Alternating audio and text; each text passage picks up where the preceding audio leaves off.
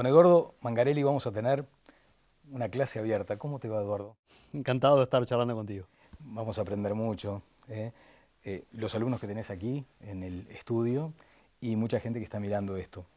Si te parece, vayamos directamente a ese primer concepto importante, porque estamos en una institución académica.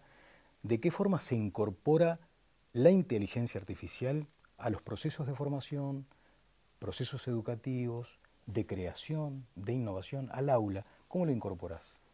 Bien, yo creo que hay varios aspectos ahí que son relevantes. Un primer elemento es entender que la inteligencia artificial como tal y en sus diferentes, llamémosle, formatos y variedades, no solamente el formato actual, no solamente el fenómeno actual de ChatGPT y la inteligencia artificial generativa, sino la inteligencia artificial como un todo, ha venido siendo relevante en ciertas carreras específicas. Por ejemplo, en todas las áreas técnicas ha sido parte de la formación, yo diría por lo menos de los últimos 10 años, como parte de la currícula para ciertas áreas de conocimiento. Hay otro fenómeno importante que sí es este fenómeno reciente de la inteligencia artificial generativa, que en su capacidad de crear contenido digital, contenido como puede ser texto, pasa a ser una herramienta que acompaña el proceso de aprendizaje y obviamente que acompaña el proceso de aprendizaje siendo utilizada de la forma adecuada. Es ahí que, como institución educativa, tomamos la responsabilidad primero de capacitar y guiar a los docentes en el conocimiento, en el correcto uso, en la correcta aplicación hacia su actividad docente y para que luego de esa forma puedan guiar a los estudiantes a la forma más adecuada de utilizar la tecnología para que la tecnología sea una compañía y una herramienta en el proceso del aprendizaje. Bien, diste en la clave de que primero se forma el docente, para que después en el aula sea un moderador de la tecnología, tal vez. Porque te acordás aquel profe que pasaba, miraba y decía, usted está copiando, cuidado que lo estoy viendo. ¿Hay algo de eso también aplicado a la conducta que tiene que tomar el docente ante la tecnología, ante la inteligencia Creo que artificial? es la conducta de, primero que nada, de guía, de cuál es el uso adecuado, también para tener dos partes. Una primera que es si la inteligencia artificial y la inteligencia artificial generativa, en este caso, como una herramienta que acompaña el proceso de aprendizaje, vuelvo a insistir, y que de hecho hoy este tipo de tecnologías permiten, por ejemplo, que el proceso de aprendizaje se adecúe a las características del estudiante en el sentido de la velocidad, en el sentido de si necesita más profundidad sobre un tema, ayuda al estudiante en el proceso del descubrimiento del conocimiento.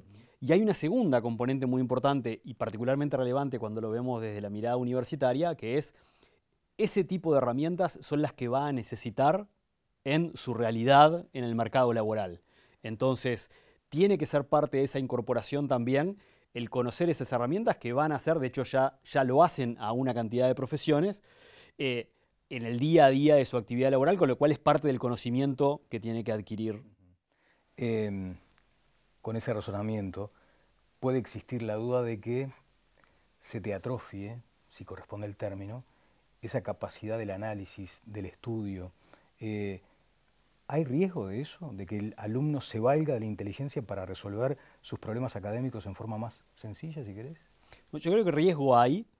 Creo que nos vuelve a llevar al punto de cuál es el uso adecuado y parte del uso adecuado implica, y que es parte de lo que hemos estado trabajando a nivel de la universidad, que es el cambiar ciertas dinámicas de enseñanza, cambiar la forma en la cual se evalúan ciertos conocimientos en ciertas materias, o sea, implica ciertos cambios desde el punto de vista académico para guiar el uso adecuado. Yo siempre digo, hay un ejemplo que pongo que es, hoy uno con alguna de estas herramientas, por ejemplo con ChatGPT, puede decirle, le doy un documento de 20 páginas y le digo, resumímelo en 7 puntos. Eso para ciertos usos profesionales puede ser extremadamente útil y ahorrarme una cantidad de tiempo. Si eso lo llevo al ámbito académico y si alguien pretende que con el resumen de esas 20 páginas en 7 puntos, creer que absorbió ese conocimiento, claramente es lo que yo llamo el falso sentido de completitud.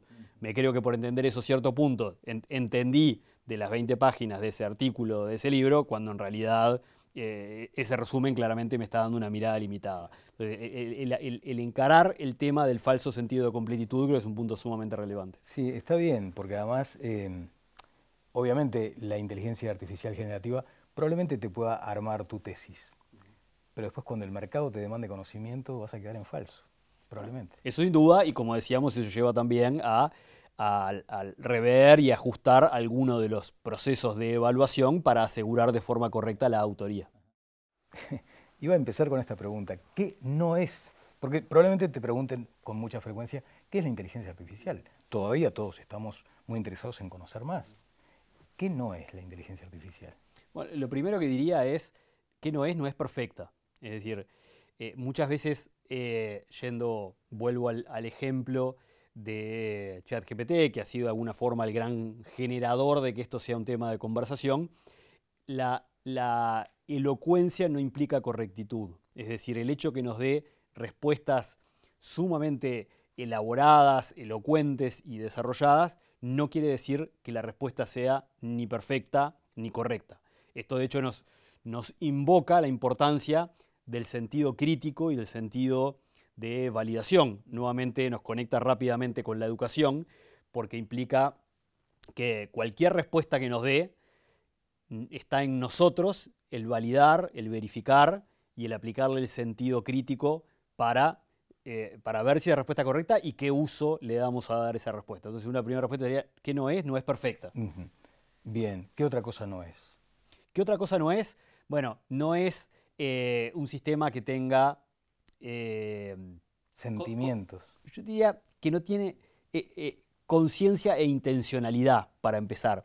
Porque en toda esta, llamémosle, discusión mediática del riesgo de que la inteligencia artificial nos controle. El efecto Frankenstein, digamos. Que controle el mundo. Bueno, el tipo de inteligencia artificial con la que estamos trabajando hoy no tiene ni conciencia ni intencionalidad. Que sea, nuevamente, extremadamente elocuente, clara en la forma de que nos genere una sensación de que hasta de que hay alguien del otro lado respondiendo o de que tiene una cierta sentido de conciencia. Bueno, por supuesto que estamos completamente lejos de eso y lo que estamos hablando es de un sistema que es extremadamente eficiente interpretando información y devolviendo información en consecuencia. Entonces, ¿qué no es? No tiene conciencia y no tiene intencionalidad. No tiene conciencia, no tiene intencionalidad, pero puede tenerla. En el futuro podría tenerla, ¿o no? Bueno, pasa que eso nos lleva... te voy a cambiar un poquito la pregunta en el siguiente sentido. Una discusión que se da muchas veces ¿es creativa o no es creativa? Entonces ahí nos lleva, ¿qué es la creatividad? Bueno, un atributo de la creatividad es la capacidad de generar multiplicidad de respuestas o de ideas frente a un tema específico. ¿Tiene la capacidad de hacerlo? Sí, tiene una infinita capacidad de generar ideas o posibles soluciones a un tema específico. Entonces eso nos lleva a ¿qué es la creatividad y si puede ser creativo o no puede ser creativo? Yo creo que la respuesta más importante a eso es cómo acompaña e incrementa la creatividad del humano que la está usando, cómo inspira la creatividad, cómo aumenta la creatividad de la persona que lo está usando. Entonces yo te cambié un poquito la pregunta que me habías hecho originalmente. ¿Puede tener o no conciencia? Creo que cualquier respuesta que demos ahora es una respuesta de ciencia ficción. Claro. Con lo cual creo que es importante visualizar en el estado y en el punto en el que estamos hoy, que es una extraordinaria tecnología que maximiza nuestra capacidad y amplifica nuestras capacidades para realizar cierto tipo de tareas. Pasa que hoy estamos viviendo un tiempo que antes estaba en las series de ciencia ficción. Y por eso corresponde también hacer como una proyección, un ensayo de, bueno, si estas cuestiones que hoy pasan, antes pasaban en series de ciencia ficción, ¿por qué no imaginar qué puede suceder? Porque además creo que la definición más comúnmente aceptada de lo que es la inteligencia artificial tiene que ver con enseñar a la máquina a pensar y a aprender. En consecuencia, abre como un amplio abanico, ¿no? Allí. Sí, bueno, justamente la disciplina que está detrás de la inteligencia artificial es darle a un sistema específico la capacidad de aprender en base a grandes volúmenes de información, de generar aprendizajes para poder después realizar una tarea en forma extremadamente efectiva. Una breve, volviendo sobre la incorporación de la tecnología al aula. ¿Es compatible este concepto con las tendencias de algunos países desarrollados, de quitar el teléfono móvil, el celular del aula? Pasa que yo creo que la decisión de quitar el teléfono móvil del aula o quitar los dispositivos del aula, lo que implica es generar ventanas de tiempo sin uso de tecnología, algo en lo cual personalmente adhiero absolutamente, pero adhiero en el aula y adhiero en la vida personal, digamos. Entonces, creo que, y hace poquito hubo varias noticias respecto a algunos, yo creo que es una decisión sumamente sana, que no es dejemos de utilizar la tecnología. El prohibicionismo no. Claro, es el encontrar los momentos en los cuales la tecnología es una extraordinaria compañía y encontrar los momentos en los cuales es importante esa desconexión. Bien. Eduardo, en todo este tiempo de inmersión en el tema, de profundización, de estudio, todo lo que has incorporado como conocimiento, ¿en algún momento se te planteó un dilema ético respecto a la inteligencia artificial?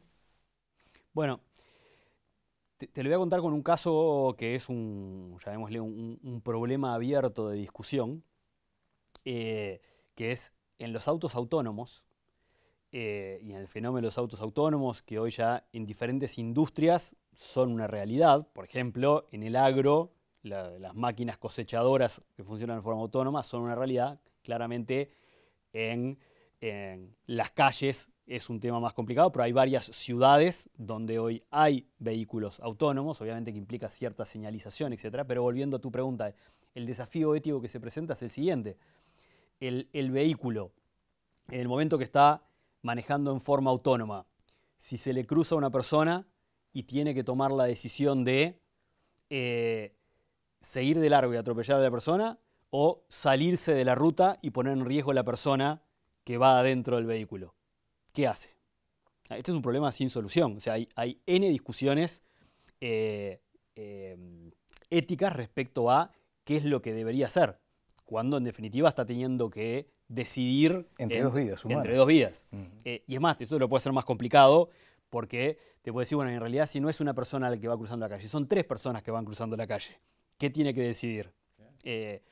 Y donde la decisión puede involucrar a la persona que es el que compró el auto. Entonces, ese compraría el auto que decidiría el salirse de la... Bueno, esta es claramente una decisión, una decisión ética. Hoy sí, es un amplio nivel de discusión sin resolución. Claro. Pero en definitiva, cuando uno lo que está haciendo es delegando una decisión que, por ejemplo, implica la vida de personas en una máquina, cuando está delegando esa decisión, claramente ahí se plantean los problemas éticos de qué modelo de decisión se le da a esa máquina para que decida, que nuevamente es una decisión primero humana, en qué tipo de autonomía de decisión le voy a dar a esa máquina. Las generaciones van cambiando muy rápidamente su forma de pensar, de reflexionar. Ahora estamos asistiendo a jóvenes interesados en estos temas, en los temas éticos, y en la posibilidad de incorporarse a organizaciones que tengan propósitos, que cuiden el ambiente. ¿Hay margen allí para la inteligencia artificial en este espíritu de jóvenes que tienen interés en ser buenas personas o ser mejores personas para el mundo? Bueno, yo lo vería de la siguiente forma. La inteligencia artificial aplicada en ciertos escenarios, como por ejemplo escenarios que tienen que ver con distintos escenarios de aplicabilidad en el medio ambiente o a resolver problemas del medio ambiente, una de las ventanas de oportunidad es traer soluciones a problemas extremadamente complejos que hasta ahora no hemos sido capaces de resolver. O sea, recordemos que cuando nosotros pensamos en ciertos tipos de sistemas de inteligencia artificial que tienen la capacidad de combinar múltiples, casi infinitas fuentes de conocimiento, que obviamente para cualquiera de nosotros es completamente inviable. Cuando pensamos en encontrar soluciones a cierto tipo de problemas combinando miles, digamos, millones de fuentes distintas de conocimiento, hoy una de las los puntos de expectativa respecto a la inteligencia artificial es traer soluciones, por ejemplo, ambientales, medioambientales, a los cuales hoy todavía no tenemos una respuesta. Sos ingeniero de formación, o sea, transitas, digamos, casi a diario por procesos creativos. ¿Cómo se incorpora a tu profesión y a otras ese dilema de saber dónde está la propiedad intelectual de tu creación? Es un fenómeno bien interesante y si puedo ejemplificarlo, iría al mundo de la inteligencia artificial generativa de imágenes, porque es la forma más, valga la redundancia, visual. Claro, ¿no? claro. Hoy hay múltiples sistemas que tienen la capacidad de, nosotros le damos una descripción y ese sistema nos genera una imagen en base a nuestra descripción, donde de hecho esa imagen, la calidad de esa imagen hace aún para un ojo experto difícil distinguir si es una creación o fue una foto real, ¿no? Esos sistemas fueron entrenados, o sea, como decíamos previamente en este juego de conceptos, sistemas que en base a haber analizado cientos de millones de imágenes, entendieron que son dos personas hablando en sillones amarillos, etc. Esos sistemas aprendieron de millones de imágenes para que luego nosotros podamos describir una escena determinada y que el sistema cree la imagen correspondiente. La pregunta que se plantea es, ¿esa imagen que se creó, la propiedad intelectual, es nuestra, que escribimos y le dijimos qué hacer? ¿Es de la tecnología que la creó? ¿O hay una parte que es de quienes crearon las millones de imágenes con las que el sistema se creó? Esto tiene parcialmente varias respuestas.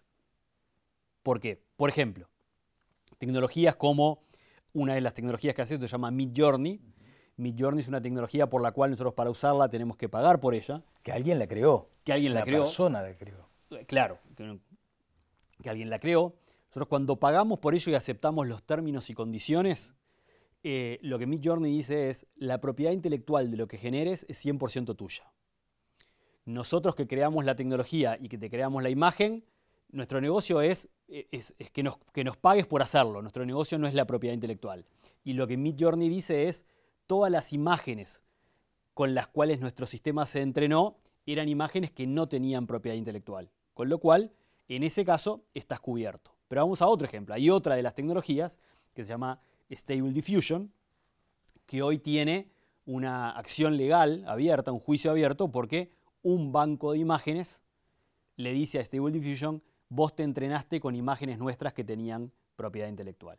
Entonces, ¿cuál es el punto aquí? Primero, si planteásemos en términos genéricos, el dilema que se abre es, la propiedad intelectual es de quienes crearon las imágenes donde fue entrenado, del que crea el sistema que crea las imágenes, o del que pone el texto para que sean creadas. Eso depende en cada caso de cada tecnología.